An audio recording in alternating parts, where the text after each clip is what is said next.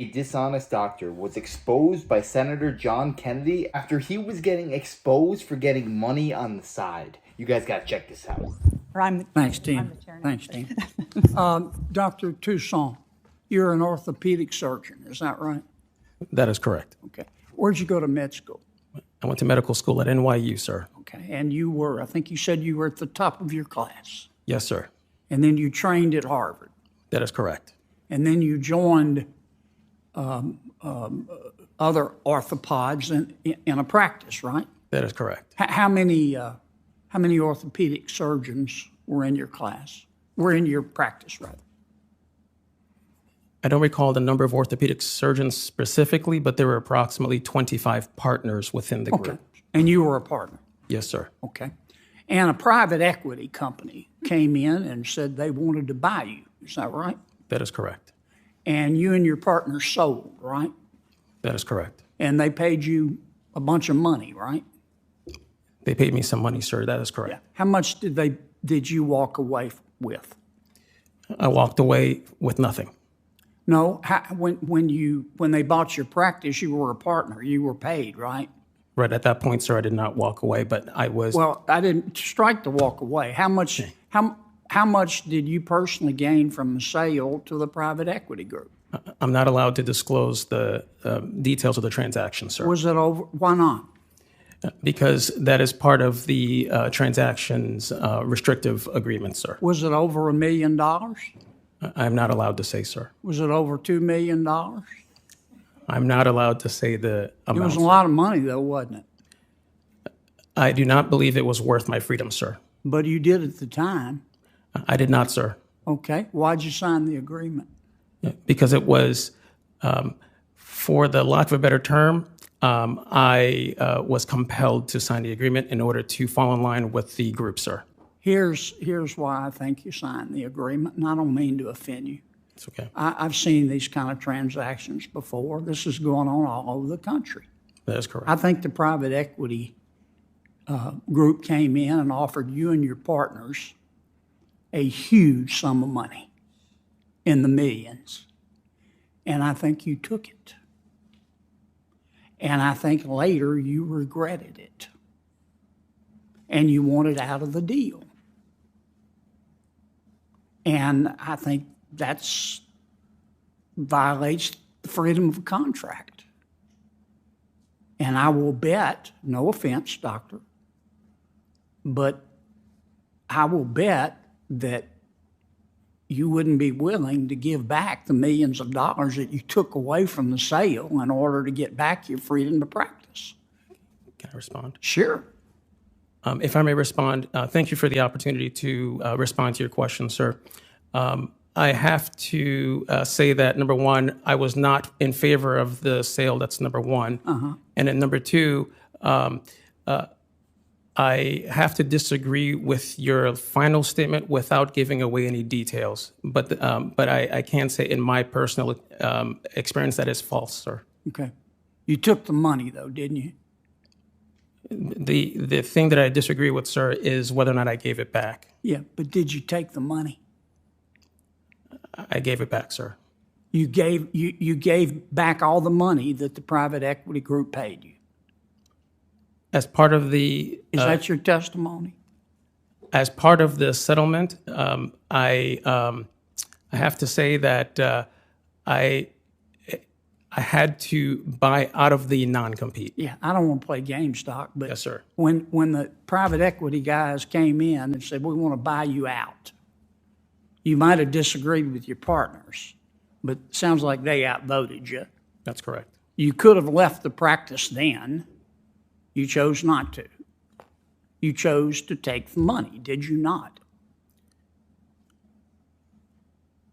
If I chose to leave the practice, sir, I would have had to leave I understand. the state. I get that. But you took the money, did you not? Yes. Okay, thank you.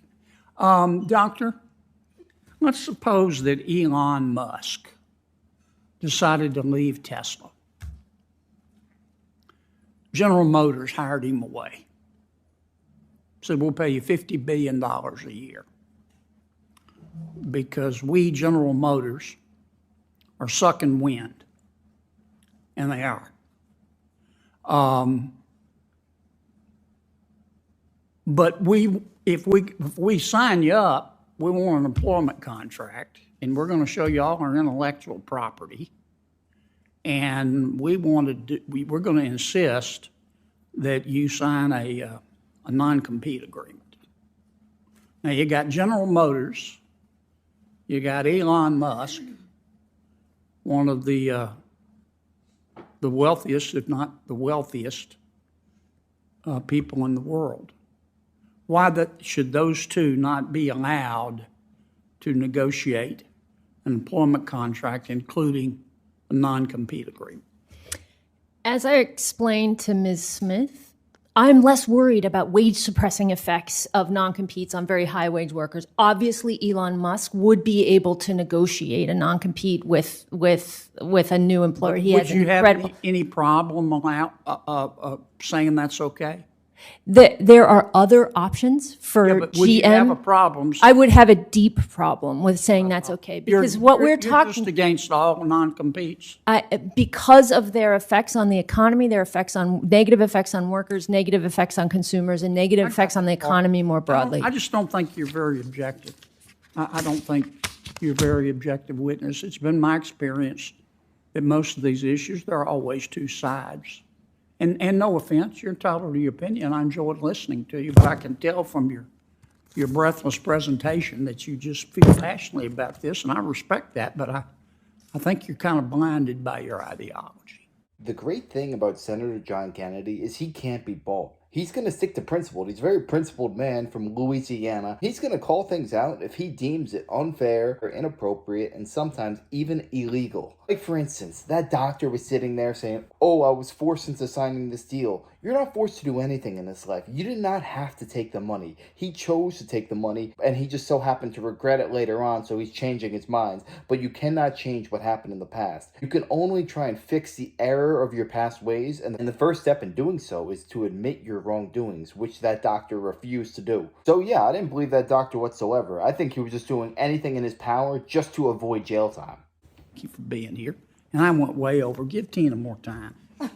Because she stayed within her limits, and I went way over. And I got to go vote. All right. Mr. Director, good to see you. Same. Thanks for coming. I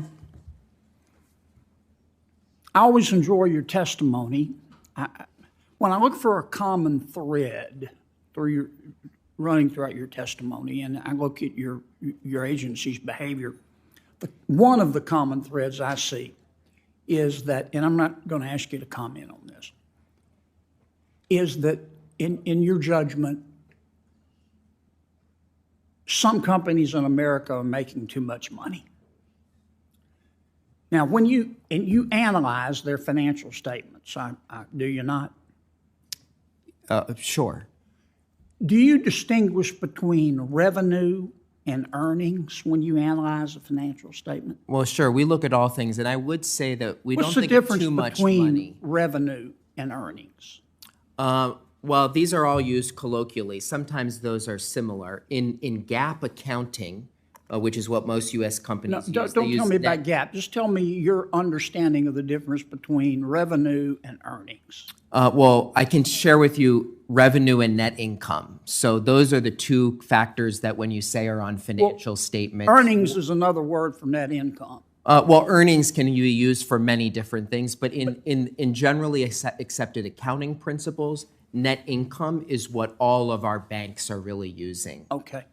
Well, revenue is before expenses, and earnings, net income, is after expenses. Is that? No, I think like when people go to work, they say, my earnings were this. I mean, that's their salary. So I think we tend to look No, at I'm not accounting talking. definitions. They may say that, but when you analyze a financial statement, you look at expenses, don't you? You don't just equate revenue with earnings, do you? Oh, totally. And I think your Okay, suggestion that we think companies are too profitable, we think about competition. I understand. What are the options people have here's in order to... Here's what is confusing me. We all know, unless you were playing Frisbee in the quad during Econ 101 or Accounting 101, there's a difference between revenue and earnings. I want to ask about the way you're funded. I looked at Congress's statute. I'm looking for it here. It says, here's how you're funded. And you just won your lawsuit in the Supreme Court. Each year, beginning on the designated transfer date, in each quarter thereafter, the Board of Governors of the Federal Reserve, where you get your money, shall transfer to your agency from the combined earnings of the Federal Reserve System the amount determined by the director to be reasonably necessary to carry out the authorities of the Bureau. It says the combined earnings, not the revenue. Now, for the longest time, the Federal Reserve was earning money, but that stopped in September of 2022? Now, they are losing money. They don't have any earnings. They're no longer transferring earnings to the general fund. And the Supreme Court based its decision on saying that this funding scheme is constitutional under the Appropriations Clause by saying that these earnings would go to the general fund from the Federal Reserve, so getting them directly from the general fund is no big deal. How are you entitled to any money right now? The Federal Reserve doesn't have any earnings. Well, we've heard of this theory. I think it's one of the latest It's not a ones that's theory. being It's a pushed. congressional Well, statute. I think there's you raise the difference between revenue and net income. There are other places throughout our laws. I can tell you we've looked at this issue. We do believe wholeheartedly everyone is complying with the statute. I know you believe that, but if you look at I'm aware with what you said. If you revenue read, and net if you income. read the, if I could just finish my question. Sure. If you read the opinion, and I did, and you read the statute, it says here, bigger than Dallas, you can only get your money from the Federal Reserve out of earnings. Now, the Federal Reserve has not had any earnings since September of 2022. Isn't that correct? No, that's not correct. Sure, it's From correct. a net income All perspective, you have to do is you're go- right. is go- But they've go- generated is lots go of ask fees OMB. and income. And I appreciate what you're saying. I'm happy to discuss this with you, but I think we've looked my at point this. is every penny you've gotten under this congressional I don't think statute, Congress wanted every the penny CFPB to be that you suddenly have gotten, if I could defunded. finish my thought. Sure. I know you don't like to hear this, but the law is the law. You've been operating illegally. No, that's not true, sir. Yes, you have. There have been no earnings. Doesn't this put in jeopardy every one of your rules? We've heard this and theory every before, and one I'm of happy to and discuss it. well, you're going to hear it again because it's the law. We didn't say revenue in the statute. We said earnings. How can you possibly argue that the Federal Reserve has had earnings? They're losing money. I'm happy to discuss this with you, but we have looked at this theory before. I know you have, but Yeah. I'm over. Say what you will, but I'm with Senator John Kennedy on this one. In my book, earnings and net income are the exact same thing. They're interchangeable. I went to accounting classes. I've taken 3 or 4 different classes on accounting, and I think it's common knowledge that they can be used interchangeably. I'm just confused on how they're trying to say that the Federal Reserve is making profits when it is losing money year after year. That right there makes zero fiscal sense. I don't know how they're claiming it. And if you ask me, the whole Federal Reserve is a scam to begin with. It started in 1913, the same year that the federal income tax was imposed on the American people. And ever since, year after year, the power of the dollar has been decreasing, especially after the year 1971 when Richard Nixon took us off the gold standard.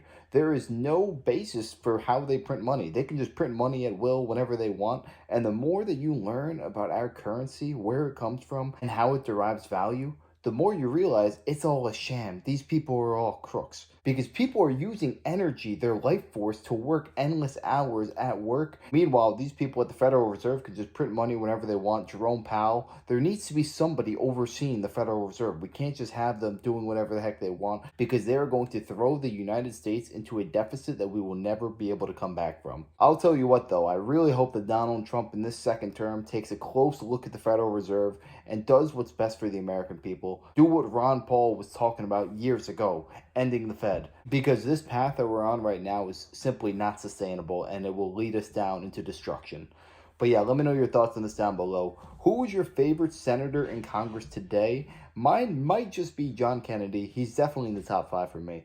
But yeah, let me know yours down below. I'd love to hear that. And if you enjoyed, make sure to smash that like, comment, subscribe, and wish you guys nothing but the best. Till next time.